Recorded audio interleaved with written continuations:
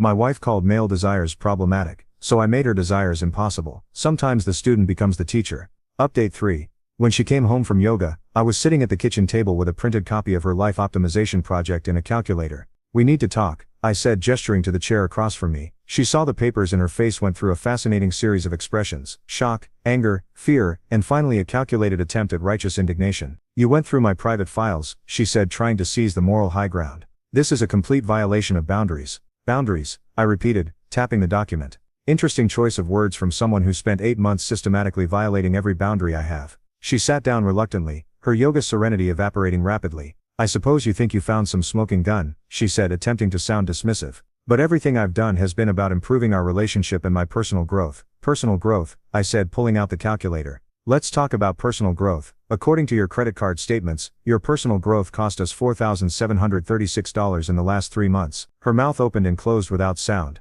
"Meanwhile," I continued, "you've been systematically shaming me for spending money on hobbies that cost maybe $200 total in the same period. Help me understand the math here." "Those are investments in my spiritual development," she said, but her voice lacked conviction. "You wouldn't understand because you're not on the same consciousness level." "Consciousness level?" I laughed, but there was no humor in it. "Right, the same consciousness level that justifies spending $300 on crystals while calling my fishing gear materialistic waste." She tried to recover, switching to the victim narrative. "I can't believe you're attacking my spiritual journey. This is exactly the kind of toxic masculinity that—" "Stop," I held up my hand. "We're not doing that anymore. The gaslighting, the buzzword manipulation, the victim playing, it's over." I slid another sheet of paper across the table. "This is phase 3 of your optimization project. The part where you systematically eliminate my friends and force me into your spiritual community. Care to explain how that's about personal growth?" She stared at the paper like it was a snake. "You're taking everything out of context." "Am I? Because it looks pretty clear to me. You've planned out the next 2 years of my life without bothering to ask what I might want.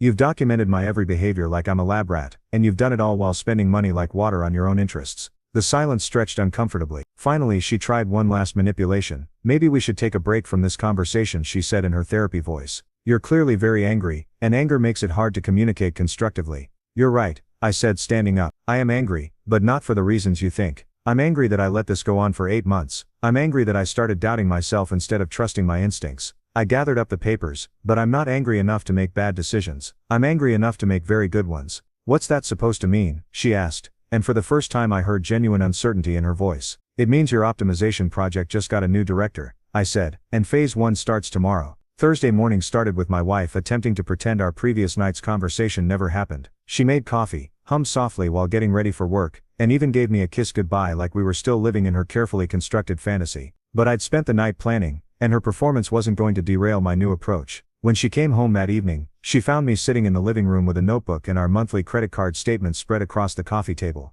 "What's all this?" she asked, trying to sound casual while her eyes darted nervously over the papers. "Quality time," I said. "You know how you've been concerned about my primitive behaviors. Well, I've been thinking about your advanced behaviors, specifically how we can optimize them." She set her purse down slowly. "I don't understand." "Sure you do. You've spent months analyzing every aspect of my life for improvement opportunities. Now it's your turn to benefit from the same level of attention and care." I picked up the first statement. "Let's start with this pottery class. $80 every Tuesday for 6 months. That's almost $2,000. Help me understand how this aligns with our financial goals." "That's completely different," she said immediately. "Art is therapeutic. It's about creative expression." "And is it though?" I interrupted gently. "Because according to your forum posts, you've never actually finished a single piece. You described it as meditative presence practice. So we're paying $80 a week for you to play with clay." Her face flushed. "You're being reductive."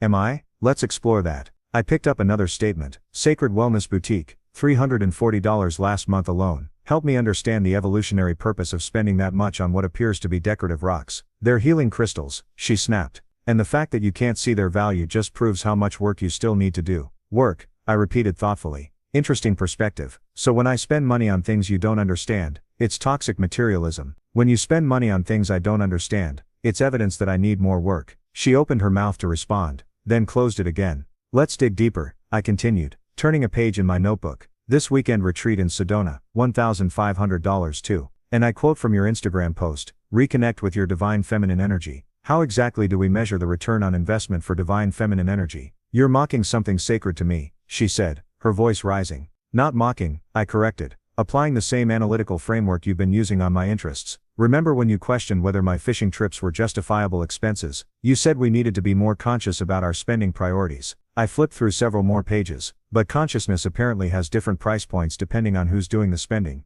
Your monthly crystal subscription costs more than my entire fishing budget for the year. She tried to redirect. This isn't about money, this is about growth and evolution, and double standards. I finished. Let's be honest about what this is. You've created a system where your interests are automatically valid, and mine are automatically suspect. Your spending is spiritual investment, mine is ego-driven waste. Now you can watch the fourth part by pressing share and more.